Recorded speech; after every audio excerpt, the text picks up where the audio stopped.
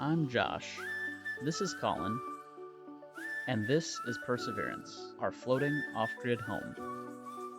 Come explore with us as we sail to new places, we learn how to protect our environment, and see how we coexist with nature. We'll also make lots of friends along the way. Hi, I'm Colin. And I'm Josh. Welcome aboard Perseverance. I don't remember what that video is. And here's Luna. Three of us sitting down here. We have tentatively set our departure date from the United States and crossing to the Bahamas, our first international sail, as February 10th. So We got 1 month. 1 month to go. Yeah. And we did a lot of things today that We- kind of helped us get in that direction. We ordered Starlink. We ordered a ACR EPIRB, the PLB. We set up, we applied for Luna's health For- certificate yeah. for the Bahamas. Paperwork that has to come from the Bahamas after we've applied for it, which we did today. That has to come back, and then we set up an appointment with our vet to have Luna checked out and tested to make sure she is good to go, so we have no issues when we arrive in the Bahamas with Luna. One thing to note that I did not know is that they have to have a fecal test within 24 hours of you leaving. So that kind of makes it tight depending on where you are and where you're crossing from. We also got our customs decal. I applied for the CBP Rome program. It's an application. Basically, it's for coming back to the States, but this decal allows you to participate in that program, click to clear. And so I applied for that a couple weeks ago, and the decal just arrived, so I just installed it on the boat. I think it's basically, when we come back to the States, we can land wherever, I think, and whether it be like Miami, Fort Lauderdale, West Palm, and via the app, we can say, hey, we've arrived back in the States, and a loan officer, a customs officer on the other end either approves us then and there, or they might request a video chat to see us, and maybe if we have anything to declare, maybe that happens then. Or they can also still order us to, I think, appear in person, or they come out to the boat. Sounds like more often than not, it's click, you're cleared, and boom, you're back in the country. Decal's only good for 1 year, but I think it was like $13 or $18 or something like that. Yeah. Apparently, if you buy it December 31st, it's good for 1 day. So it is calendar year. We are making moves and still have a lot to do before we go. All right, well, that's going to wrap this up, but stay tuned for more updates. T-minus 31 days. Over the next 3 weeks, we installed our final 2 solar panels, which you can see in our last episode. We purchased Starlink and shipped it to a friend's house, thanks to Alan and Keynes for letting us use your place for that. We got the RV version, and it ended up working spectacularly in the Bahamas. I was even able to game on it with about 100 ping to servers on the east coast of the US. We can talk more about its performance in a future episode. Luna and I got to take the train up to her final checkup with Clematis Animal Clinic. We featured them in episode 34. This was the last step to complete Luna's health visa.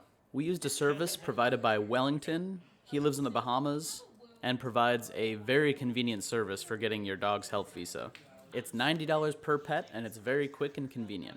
I'll put a link in the description. And that brings us to our final few days in the US, where we provisioned and headed south to No Name Harbor before crossing to the Bahamas. Stocking up for those sandbar parties? That's right. That's right. Gotta have the good stuff. You get the cigars. Gotta have the good stuff. We're going to attempt to unload copious amounts of provisions to the boat. This will be probably a few trips. You say 3. I'm betting 3. It's probably right. There's a lot here. And the trunk. There's also the trunk. All right, are you ready for copious amounts of I was actually going going to to ask you to record something here because I want to see how much you have. Cargo ship or what? It's a lot. He's $750. Oh my god. He's betting on 3 trips in the dinghy. I said 4. I'm going to go with 3. I haven't even seen it. Yeah. I don't want to do 4. At least 3. At least 3. That's Now we know. everything except for this. Yeah. All right, Josh. So good luck. We're all counting on you. We'll be. could have done 2 with one of you in here, and then we could have at least. You got this. You got this. Unload it. All right. Good luck. Good luck.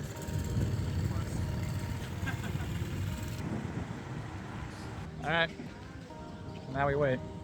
while we sit in a dry car. We've sent Josh off with the dinghy filled to the rim with provisions to go unload it all by himself. He's gonna be in trouble, I think. It's looking pretty cloudy out here. Oh man. Today it's rained in Florida in like the past month and a half. I'm out here with our provisions, heading back to the boat. And as you can see, it looks sunny over there, but it's downpouring on me. And all of our provisions. So, anyway, putting this away before it gets too wet. He's not happy right now. Do you think it raining on provisioning day, is that good luck? Like if it rains on your wedding day?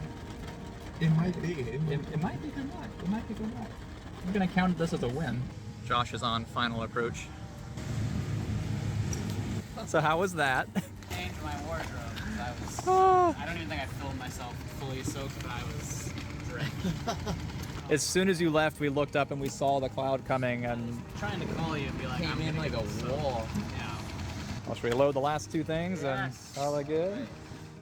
After a good soaking, all the provisions were finally loaded onto the boat, and we could be on our way. After finally finishing our provisioning, our plan was to travel 30 miles on the ICW from Lake Sylvia to No Name Harbor. If you ever plan to go this way on a sailboat, you should know that there are a lot of drawbridges in this section. This can make a 30-mile day take all day. And one bridge in downtown Miami is only about 55 feet tall versus the standard 65 feet normally found on the ICW. This is the ever-popular Triangle swimming spot in Fort Lauderdale. Of course, we timed our departure from the anchorage with the departure of the cruise ships. Oh, look. It's the Celebrity Equinox. The Celebrity Equidistant. When have we had this conundrum before? You know. It really amazes us how many people try to rush ahead of the cruise ships because they don't want to wait. Though the police do try to maintain a perimeter around the ships. We had a pretty uneventful motor down the ICW, enjoying the good views, good weather, and good company. Luna's still suspicious of the dolphins.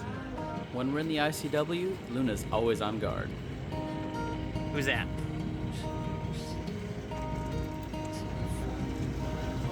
Good girl. Unfortunately, there was a pretty nasty accident on the West 79th Street Causeway Bridge, right on the draw. It left the bridge closed until the next morning, so we decided to stop here and anchor next to Pelican Island. This island was a cute little park with several pavilions and a sand volleyball court. Luna did not like the way these rocks were splashing at her. As it got later, we sat and enjoyed the beautiful sunset with some sundowners. With your hand on your heart, oh please tell me, will I call? Thanks for watching. Be sure to like, subscribe, and hit the bell icon. It really helps our channel grow. If you enjoy our content, please consider supporting us on Patreon.